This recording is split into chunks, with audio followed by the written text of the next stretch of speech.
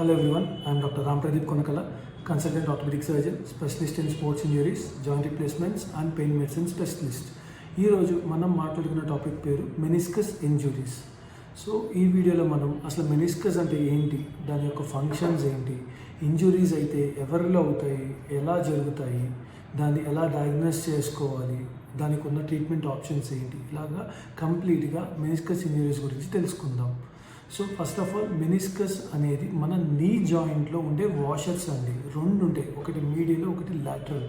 So for example నీ తీసుకుంటే ఇందులో ఇది నీ క్యాప్ పెటల్ అంటాం, ఇది పక్కకి చేరుతున్నప్పుడు చూస్తే మీరు ఇది థై బోన్, అలాగే ఇది లెగ్ బోన్.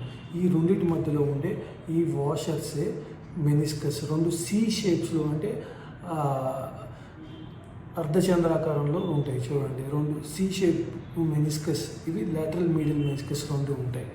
ఇవి వాషర్ లాగా హెల్ప్ చేస్తాయి అన్నమాట. దీని యొక్క ఫంక్షన్స్ ఏంటి అంటే కనుక మనకి లోడ్ డిస్ట్రిబ్యూషన్, మెయిన్గా మెనిస్కస్ యొక్క ఫంక్షన్ లోడ్ డిస్ట్రిబ్యూషన్. అంటే మీరు ఇది థై బోను ఈ లెగ్ బోను రెండు కూడా నుంచున్నప్పుడు, నడిచినప్పుడు, గెంతినప్పుడు, పరిగెట్టినప్పుడు కూడా సో ఈ రెండు బోన్స్లో జనరేట్ అయ్యే ఫోర్స్ ఒక బోన్ నుంచి ఇంకో బోన్కి డైరెక్ట్గా మొత్తం డిస్ట్రిబ్యూట్ చేయకుండా ఈ మధ్యలో ఈ మెనిస్కస్ అనేవి లోడ్ని డిస్ట్రిబ్యూట్ చేసి స్ట్రెస్ అనేది కాంటాక్ట్ సర్ఫేస్ ఏరియాని పెంచి స్ట్రెస్ అనేది బోన్ మీద తగ్గించడం జరుగుతుంది. ఇది లోడ్ డిస్ట్రిబ్యూషన్ అంటారు అన్నమాట, దీని యొక్క మెయిన్ ఫంక్షన్ అది. తర్వాత అంతేకాకుండా ఈ మెనిస్కస్ అనేది లూబ్రికేషన్కి, అలాగే న్యూట్రిషన్ టు ద జాయింట్, అంటే జాయింట్ అంతా బాగుండేదానికి, గుజ్జు అంతా కూడా బాగుండేదానికి కూడా ఈ మెనిస్కస్ అనేది హెల్ప్ చేస్తుంది అనమాట. నెక్స్ట్ వచ్చి షాక్ అబ్జార్ప్షన్ ఎఫెక్ట్. అంటే ఇందాక చెప్పినట్టు పరిగెట్టినప్పుడు, గెంతినప్పుడు డైరెక్ట్గా రా bones, thigh bone, leg bone రెండు డైరెక్ట్ కాంటాక్ట్ రాకుండా ఈ ఫోర్సెస్ అనేవి ఈ మెనిస్కస్ తీసుకుని షాక్ అబ్జార్ప్షన్ ఎఫెక్ట్ లాగా పనిచేస్తుంది అనమాట. ఇలాగా. అండ్ వన్ మోర్ ఫంక్షన్ వచ్చి ఈ మనకి ఎప్పుడైనా పరిగెడుతున్నప్పుడు సడన్గా చిన్న చిన్న ఫోర్సెస్ ఎప్పుడైనా నీకు అప్లై జరిగినప్పుడు రొటేటరీ ఫోర్సెస్ ఇట్లాగా దాన్ని కూడా కంట్రోల్ చేసి స్టెబిలిటీ అనేది ప్రొవైడ్ చేయడం అనేది జరుగుతుంది మెనిస్కస్. ఇవి ఈ మెనిస్కస్ యొక్క ఫంక్షన్స్ అండి. నెక్స్ట్ చూసుకుంటే ఈ ఇంజురీస్ అసలు ఎవరిలో జరుగుతాయి అండ్ ఎలా జరుగుతాయి అనేది కూడా చూద్దాం. ఇప్పుడు మోస్ట్ కామన్గా ఈ మెనిస్కస్ ఇంజురీస్ అనేవి యంగ్ ఇండివిజువల్స్లో ఎవరైతే అథ్లెట్స్ ఉన్నారో, అంటే వర్కౌట్ చేసేవాళ్ళు కానీ, గేమ్స్ రెగ్యులర్గా ఆడేవాళ్ళు, బాస్కెట్బాల్, ఫుట్బాల్ ఇలాంటివి, బ్యాడ్మింటన్ రెగ్యులర్గా ఆడేవాళ్ళు, లేదా రన్నింగ్, స్ప్లింట్ ఎక్కువగా చేసేవాళ్ళు, వీళ్ళలో చూస్తాం. అలాగే నెక్స్ట్ దీని కాంట్రాస్ట్ ఓల్డ్ డీజనరేటివ్ టేర్స్ అంటాం, అంటే ఓల్డ్ పీపుల్లో చూస్తాం అనమాట మళ్ళీ. సో ఇవి ఎలా జరుగుతాయి? మోస్ట్ కామన్ మెకానిజం ఒకటే అండి, మన నీ ఇట్లాగా ఫ్లెక్స్ పొజిషన్లో ఉన్నప్పుడు నీస్ రెండు లాక్ అయినప్పుడు ఈ థై బోన్ మీద లెగ్ బోన్ ఇట్లా రొటేట్ అయినప్పుడు ఈ మధ్యలో వాషర్ అనేది ట్రాప్ అయ్యి లాక్ అయ్యి టేర్ అయ్యే అవకాశం ఉంటుంది.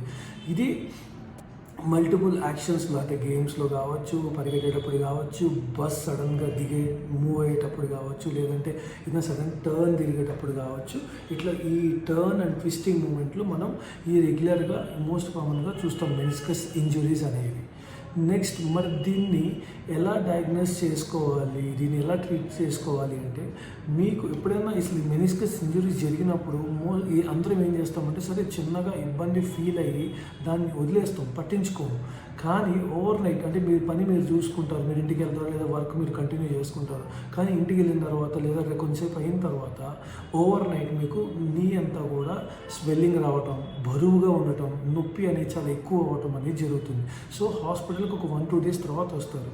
సో ఇలా కాకుండా ఎప్పుడైతే మీకు ఇలాంటి ఇంజురీ ఎప్పుడైనా జరిగినప్పుడు మీరు ఇమీడియట్గా మీరు స్వెల్లింగ్ ఏదైతే ఉన్నదో దాన్ని తగ్గించుకుంటానికి ఫస్ట్ కొంచెం ఐస్ ప్యాక్ పెట్టుకుని ఇమీడియట్గా ఒక స్పోర్ట్స్ ఇంజరీ ఆర్థోపెడిక్ సర్జన్ని కన్సల్ట్ చేయాల్సిన అవసరం ఉంది.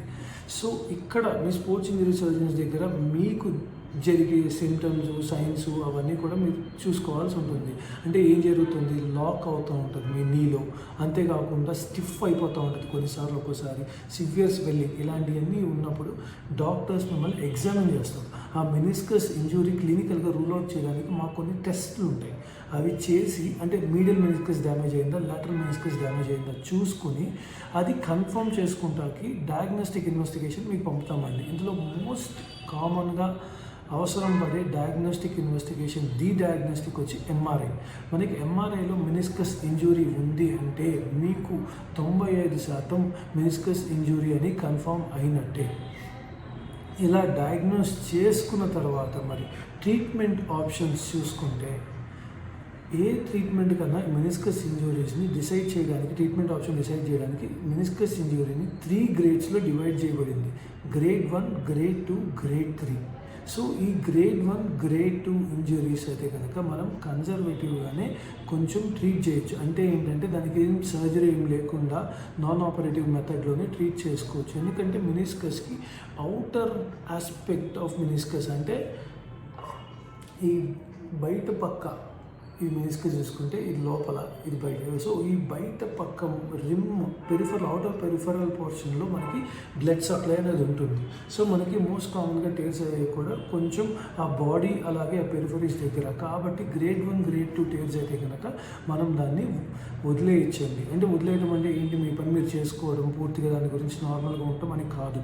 కొంచెం ఖచ్చితంగా ఒక 6 వీక్స్ రెస్ట్ ఇచ్చి, ఒక లాంగ్ నీ బ్రేస్ అని ఒక స్ప్లింట్ ఉంటుంది, అది అప్లై చేసి రెగ్యులర్గా నీకి ఈ quadriceps exercises, hamstring strengthening exercises అని చెప్పి మీ ఈ రీహాబిలిటేషన్ ప్రోటోకాల్ అనేది ఫాలో అవ్వాల్సి ఉంటుంది. గ్రేడ్ 1, గ్రేడ్ 2లో కొన్నిసార్లు ఈ గ్రేడ్ 2లో ఇప్పుడు రీసెంట్గా కొంతమంది ప్లేట్లెట్ రిచ్ ప్లాస్మా అని పిఆర్పి థెరపీని కూడా ఇస్తున్నారు. That is also effective to some extent in some people. Next grade 3 అంటే కంప్లీట్ టేర్ ఉన్న వాళ్ళలో మాత్రం ఆపరేటివ్ మేనేజ్మెంట్ అంటే సర్జికల్ మేనేజ్మెంట్ అనేది అవసరం ఉంటుంది. సో సర్జికల్ మేనేజ్మెంట్ అంటే దీనికి ఎలా చేసుకుంటామంటే, అంతకుముందు 10 years బ్యాక్ ఓపెన్ చేసి చేసేవాళ్ళని, ఇప్పుడు అది కూడా లేదు. సో ఓన్లీ ఆర్థ్రోస్కోపీ అంటే కీ హోల్ ప్రొసీజర్స్లో చేస్తుంటాం అనమాట దీన్ని. సో అంతకు ముందే చెప్పాను మీ చాలా వీడియోస్లో, కీ హోల్ ఈ ఆర్థ్రోస్కోపీ యొక్క అడ్వాంటేజెస్ ఏంటి అనేది మళ్ళీ చెప్తాను. సో బ్లడ్ లాస్ అనేది తక్కువ ఉంటుంది, యాక్యురసీ, ప్రిసిషన్ అనేది చాలా ఎక్కువ ఉంటుంది, జాయింట్ మొబిలిటీ అండ్ అలాగే రికవరీ ఆఫ్ ద పేషెంట్ చాలా ఫాస్ట్గా ఉంటుందన్నమాట. సో ఈ కీ హోల్ ప్రొసీజర్లో ఒక చిన్న కోత కోసి కెమెరా లోపల పెట్టుకుని చూస్తాం. ఫస్ట్ జాయింట్ అంతా చూస్తాం, మన MRI findings, clinical findings correlate అవుతున్నాయో చూసుకుని కన్ఫర్మ్ చేసుకుని, టేర్ ఉన్న తర్వాత ఇంకో చిన్న హోల్ పెట్టుకుని అందులో మనం ఇన్స్ట్రుమెంట్ పెట్టుకుని దాన్ని రిపేర్ చేయడం జరుగుతుందండి. సో నేను ఈ వీడియోలో హైలైట్ చేయాలి అనుకుంటుంది ఏంటంటే, post operative rehab protocol. So అందరూ ఇక్కడ సర్జరీ చేయించుకునేంతవరకు అందరూ ఫాలో అవుతారు, కానీ చేసిన తర్వాత ఒక రీహాబ్ ప్రోటోకాల్ అనేది ఎవరు కూడా ఫాలో అవ్వరు. చెప్పిన తర్వాత ఒక 2 weeks, 3 weeks లేదా హార్డ్లీ ఒక 1 month ఎక్సర్సైజ్ చేసి, ఫిజియో చేసి, ఈ గ్రాడ్యువల్ రీహాబ్ చేయడం అనేది కొంతవరకు చేసి ఆపేస్తారు.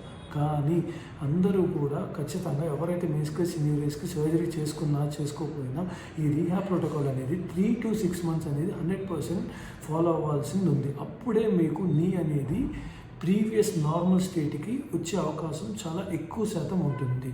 సో ఈ మెనిస్కస్ ఇంజురీస్ టాపిక్లో మీకు ఎవరికైనా ఎలాంటి డౌట్స్ ఉన్నా కానీ you can always leave a message in the comment section or you can call to the following number seen on the screen.